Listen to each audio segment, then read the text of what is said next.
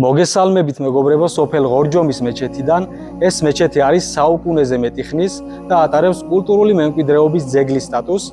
აჭარაში და არა მხოლოდ აჭარაში, მთლიანი საქართველოს მასშტაბით არის ხის მოქმედ მეჩეთებს შორის ყველაზე დიდი მეჩეთი. ხულოს მუნიციპალიტეტის სოფელ ღორჯომის მეჩეთის მშენებლობა 1900 წელს დაიწყო და 1903 წელს დასრულდა. აჭარაში სიდიდითა და ფერადოვნებით გამორჩეული ხუთგუმბათიანი ხის მოქმედი ნაგებობაა.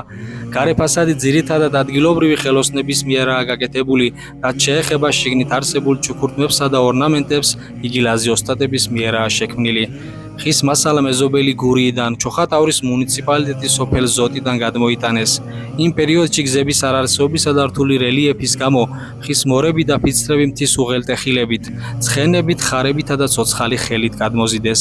1930-იან წლებში საბჭოთა რეჟიმის დროს ჯამე დაიხურა.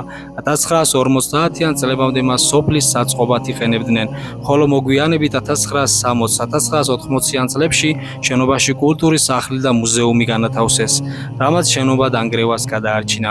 1999 წელს ჯამეს დაუბრუნდა თავდაპირველი დანიშნულება და გაიხსნა სალოცავად.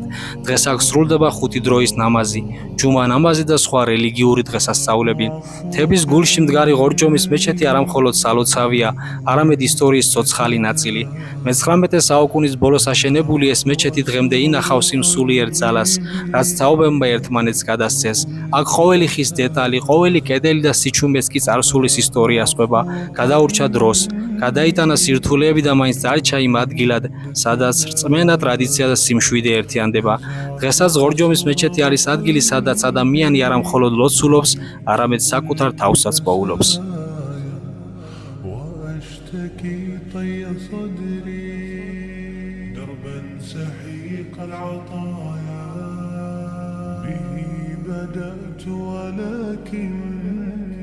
لم أدري ما منتهايا لم أدري يأسي في